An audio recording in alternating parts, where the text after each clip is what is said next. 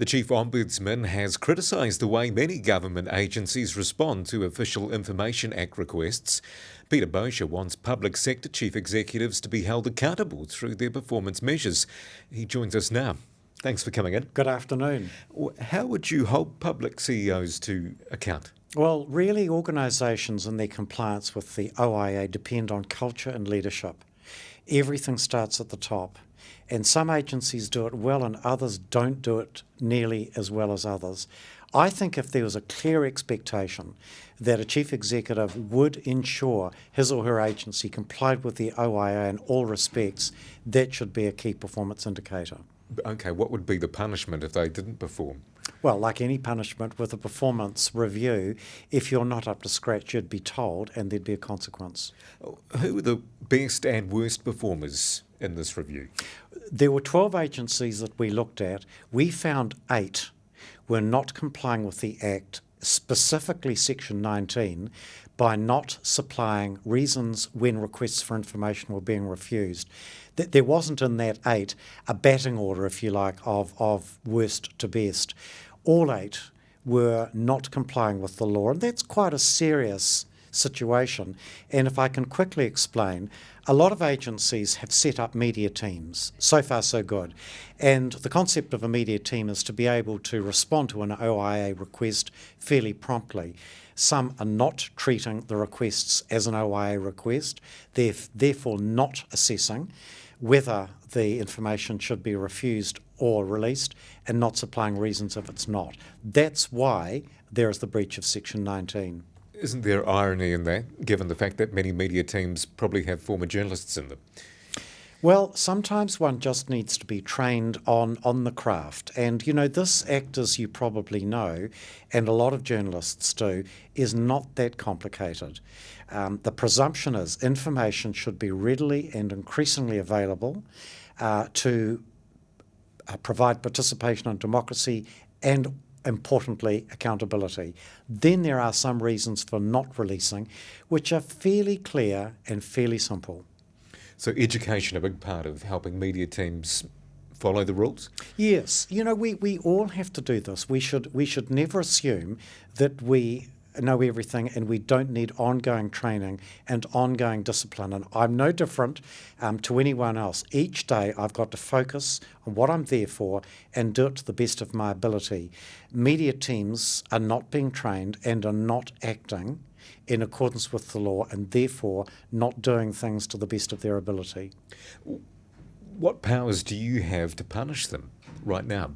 Well, the Ombudsman as a concept worldwide is always seen as someone to investigate and bring about a resolution, to make recommendations, to exhort change, to bring about change. That's quite unlike, say, a judge, which I used to be, sitting in court, where you can be quite coercive and introduce a penalty for non-compliance, which can take away your liberty. We've never been seen in an ombudsman world as going down that track, because the concept of ombudsmanship is putting it right and restoring dignity. Would you like more teeth, though? I'm not so sure that the prime question is the law. I think it's culture, and I mean that. I've been around the law a long, long time. It's not just the law that makes people change. It's acceptance morally of the law and the wish to do the right thing. And at the moment, the leadership and the discipline to do the right thing is behind where it should be. That's what my investigation found. But if you or I were to break the law, we'd be punished respectively. Should it be the same in this case? What should happen? I think all things are relative, and there is a question of proportionality. Look, some breaches of the law should always be accounted for, and there should be a penalty. And we talk about the serious incidents. There are other times when the law is broken and those that enforce it remind and try and cajole into compliance, because we can't prosecute everyone in life. So where I sit in this job, it's persuasion, it's exercising moral authority, it's getting people to do the right thing, but importantly, it's speaking out like I'm doing with you now when I don't think that what's happening is fair. Are there any serious systemic bad behaviour going on? Well, the bad behaviour, and that's a fair, perfectly apt description. Can I describe what I see the problem as? The Official Information Act is fundamentally important in getting the flow of information to New Zealanders. That's what the Act says. So agencies set up a media team.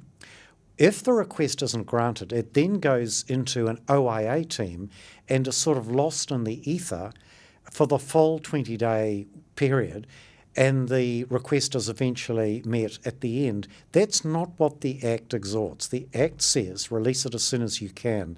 That's the systemic thing that I'm complaining about. You are finding, though, that agencies are becoming more transparent? They're getting better? I think there is evidence of that, and in particular, can I talk about the pandemic, when agencies could have justifiably thought they can close up shop a bit, but they didn't. Proactive release of information increased markedly during the pandemic. And look, I do want to say, as a matter of balance, we continue to maintain our position at number one transparency ratings in the world, and we do that because people like me speak out and try and get the right thing done, and most agencies want to do it. It's just that they don't set themselves up properly and organise themselves to achieve it. Are you confident these organisations will get better? I'll keep on saying it until they do. Okay. Peter Boshier, thanks for your time. Thank you very much.